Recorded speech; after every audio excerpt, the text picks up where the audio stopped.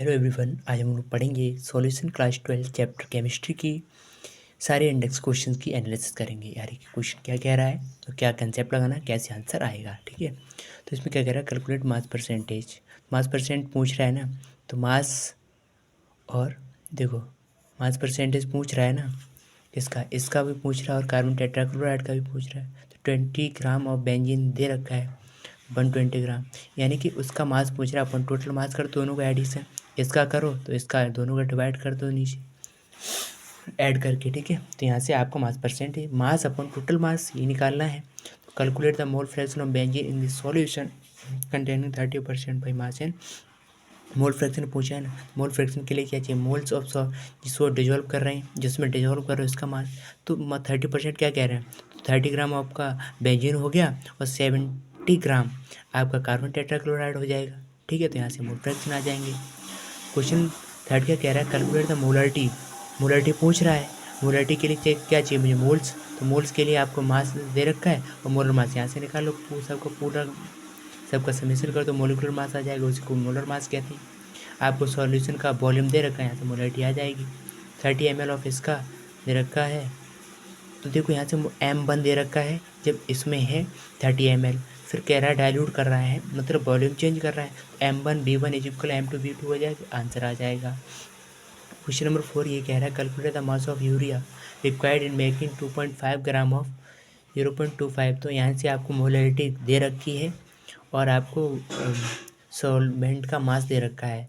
तो यहाँ से मोल्स ऑफ यूरिया निकाल लो। मोल्स ऑफ यूरिया निकालने के बाद आप दे रखा मास दे रखा है, मास निकालना है, तो मोलर मास से मल्टीप्लाई कर दो, आपका मास आ जाएगा यूरिया का। Clear.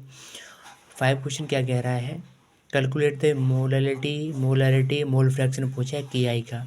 If density of 20% mass by mass aqueous KI जितनी है। तो यहाँ से देखो मास परसेंट दे रखा है, तो KI का मास आ गया 20 ग्राम और बचा सॉल्यूशन 100 ग्राम सॉल्यूशन हो जाएगा। तो 80 ग्राम आपका क्या हो जाएगा, एक्वस है, तो 80 ग्राम आपका हो जाएगा वाटर, है ना। तो 80 ग्राम वाटर हो जाएगा, तो वाटर के मोल से निकाल लो। और KI का देखो आपको मोल यहाँ से क्या निकाल सकते हो, एटॉमिक मोलिकुलर मास, तो मोलर मास आ जाएगा। तो KI का मास यहाँ से 20%, 20 ग्राम हो गया, तो यहाँ से आप KI का मोल निकाल सकते हो और वाटर के मोल निकाल तो मोल फ्रैक्शन आ जाएंगे। क्लियर हो गया। तो यहाँ से देखो कुछ सॉल्यूशन की आपको डेंसिटी पता है, तो यहाँ से आप सॉल्यूशन का वॉल्यूम निकाल सकते हो। जब सॉल्यूशन का वॉल्यूम आ जाए तो यहाँ से आप मोलरिटी निकाल सकते हो। अब मोलरिटी के लिए आपको KI के मोल्स पता ही है, तो यहाँ से आप 80 ग्राम ऑफ आपको क्या पता है, सॉल्वेंट 80 ग्राम है, तो यहाँ से 80 ग्राम को आपको kg में कन्वर्ट कर लो, सॉल्वेंट डिवाइड कर दो, यहाँ से मोलरिटी आ जाएगा। क्लियर हो गया ना सारे क्वेश्चंस। नेक्स्ट क्वेश्चन की बात करते देखो।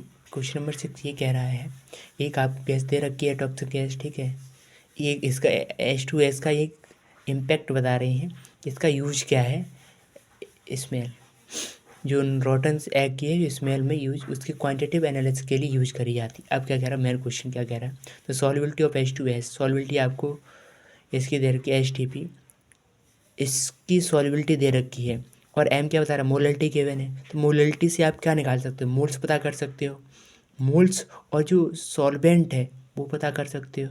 तो सॉल्यूट और सॉल्वेंट दोनों पता लग गए। अब calculate Henry's law. Henry's law यही होता है हमारा, पार्शियल प्रेशर डायरेक्टली होता है KH, क्योंकि सॉल्युबिलिटी डायरेक्टली होता है किसके, पार्शियल प्रेशर, और पार्शियल प्रेशर किसके डायरेक्टली होता है, आपके मोल फ्रैक्शन के। तो यहाँ से देखो मोल्स आपका सॉल्यूट के भी पता लग गए, मोलरिटी है तो मोल्स, ये तो moles per KG of solvent, तो दोनों ही। और तो यहाँ से आपका सॉल्वेंट पता लग गया, सॉल्वेंट पता लग गया तो पानी सॉल्वेंट होगा, तो कह रहा है वाटर, तो सॉल्वेंट पानी हो गया, तो यहाँ से उसके मोल्स निकाल सकते हो। तो दोनों के मोल्स पता लग गए, तो मोल फ्रैक्शन आसानी से आ जाएंगे। ठीक है, आपको पार्शियल प्रेशर दे रखा कितना है, HTP के लिए क्या 1 ATM होता है ना, 1 ATM होता है। तो 1 ATM में इतना होता है 1 × 10⁵ पास्कल 1 ATM में। तो यहाँ से आप KH भी निकाल सकते हो गुरु। ठीक है, KH आ जाएगा। क्वेश्चन नंबर 7 क्या कह रहा है, Henry's law constant for CO2 in water. ठीक है, तो हेनरीज लॉ मतलब KH की वैल्यू आपको पता लग गई, किसमें, पास्कल में है। गुड। तो calculate the quantity of CO2 in 500 ml of soda water. तो 500 ml सोडा वाटर है, तो वाटर में वॉल्यूम दे रखा है, तो यहाँ से मास निकाल लो यार। तो 500 ग्राम हो जाएगा उसका वाटर का मास, ठीक है। तो ये सॉल्वेंट का मास आपको पता लग गया, क्लियर। तो आपका यहाँ से पार्शियल प्रेशर भी दे रखा है, पार्शियल प्रेशर दे रखा है, pH की वैल्यू दे रखी है, तो मोल फ्रैक्शन आ जाएंगे। मोल fraction of CO2, mole fraction of CO2 का मतलब क्या होता है, मोल फ्रैक्शन आ जाएगा यहाँ से।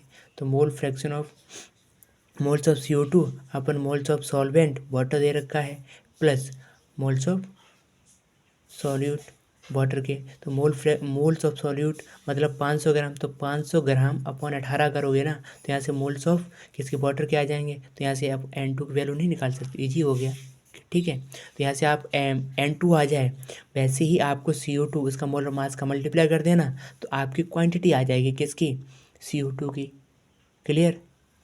नेक्स्ट एग्जाम्पल की बात करते हैं।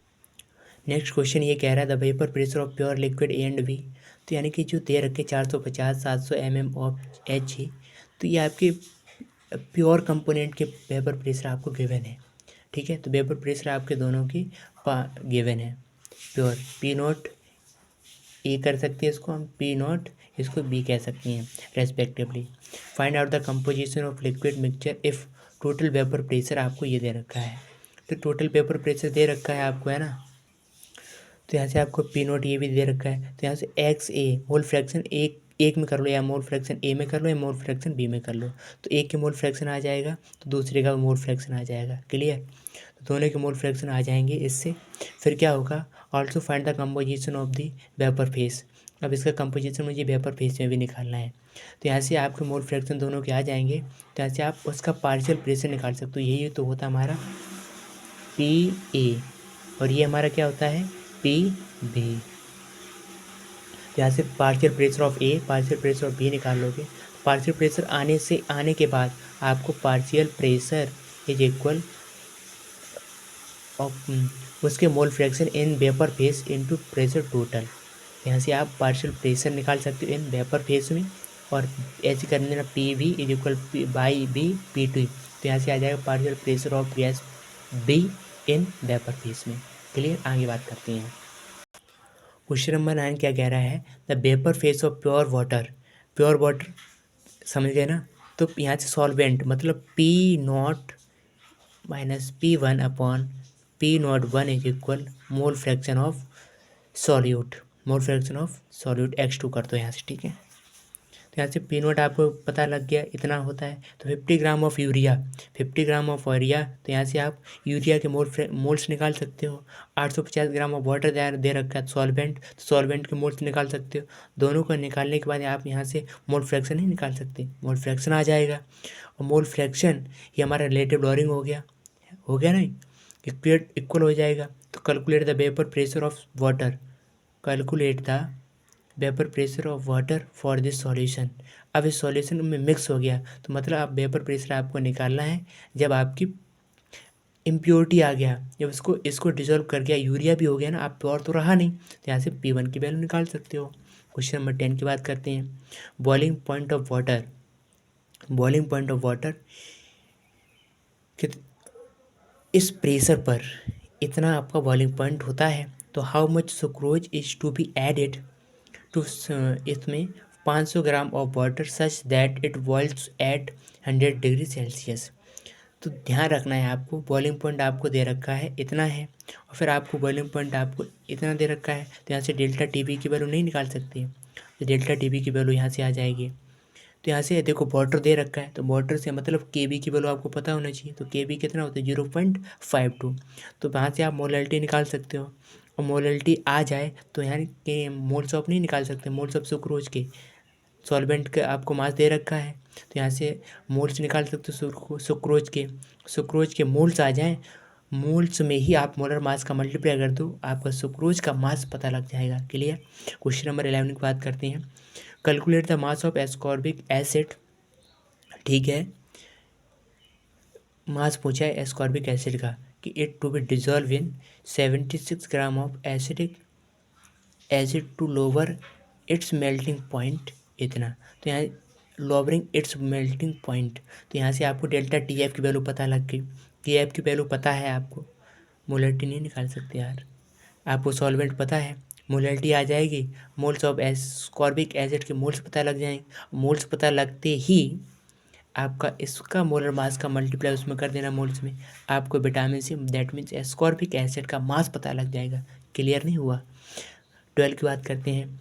Calculate the osmotic pressure in pascals में पता करना है। ठीक है, तो क्या कह रहा है, 1 gram of polymer of molar mass इतना है। तो यहाँ से आपको सीधे क्या करना है, MRT, आपको टेम्परेचर पता है कितना है, 37 डिग्री सेल्सियस, इसको कैल्विन में कर लेना, 300 आ जाएगा।